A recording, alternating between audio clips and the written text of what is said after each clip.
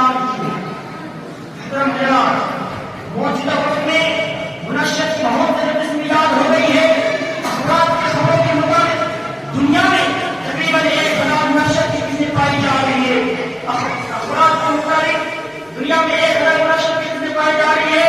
تو دکان ہوٹلوں سرکار بازاروں میں نامشکل بدل بدل چیزیں روایت ملتی ہے. اس کو ہمارے نوجوان استعمال کر کے اپنی جوانی، اپنی عزت اور اپنا مال برباد کر رہے ہیں.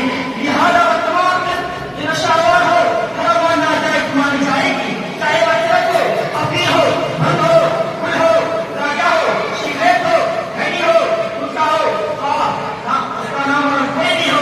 یہاں تک کہ حضرت عائشہ صدیقہ رضی اللہ عنہا ایک سوال کے جواب میں فرمایا کہ اگر تمہارے لیے پانی سے بچا جائے تو یہ حرام ہے.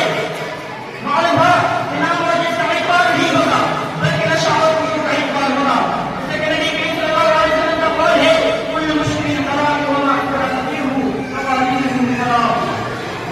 ہر نشہ لانے والی چیز حرام ہے. اس کی زیادہ اقرار کرائے اس کی تھوڑی مقدار میں حرام ہے. حدیث سے معلوم ہوتا ہے کہ منشیات سے استعمال زیادہ مقدار میں ہو جائے کم مقدار میں تو حرام ہے. لیکن نشہ دماغ میں خود سے نہیں پیدا ہوتی بلکہ پہلے خود سے دھیرے دھیرے پیدا ہونے شروع ہو جاتی ہے اور آخر خود سے آخر خود اس کا سزائی ہو جاتا ہے.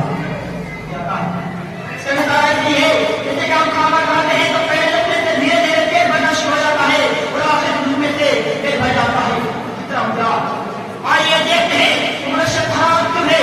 جب ایک منشیات کا استعمال کرتا ہے اس کی جانے کا چھاپ اور بےکار ہو جاتا ہے.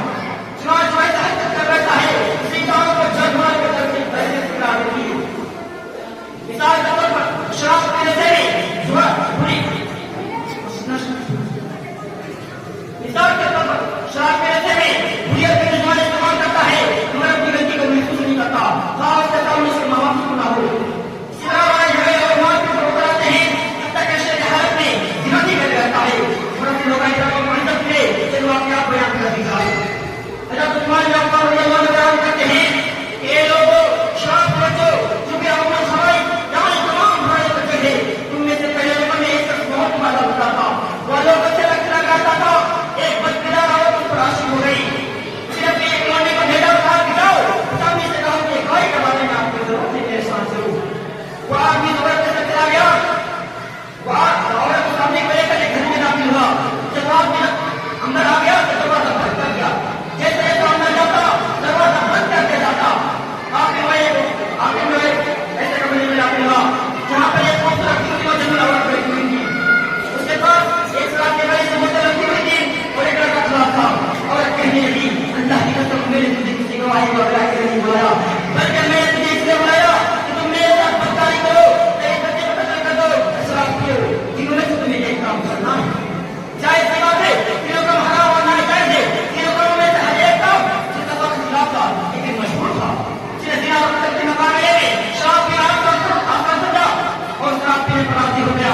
جب ایک جام پی گیا تو مزہ مل گیا اور مانگا جام کا جام پیتا گیا.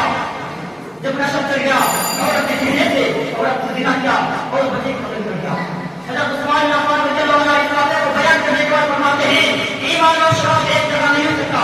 ایک رہے گا دوسرا نکل جائے گا. اس نے میرے بھائی کو شراب بچو شراب نے زنا کے مقابلے میں شراب پینا آسان سمجھا لیکن انجام کیا ہوا. جن لوگوں سے سنے کے اس نے شراب پینا ہمارا کیا تھا. آخر میں وہ لوگوں نے کر بیٹھا. آخر میں اللہ تعالیٰ کا دعا ہے رب العالمین ہم تمام مسلمان بھائیوں کو شراب اور نشے سے بچنے کی توفیق عطا فرما. آمین. وآخر دعوانا الحمد للہ رب العالمین. السلام علیکم.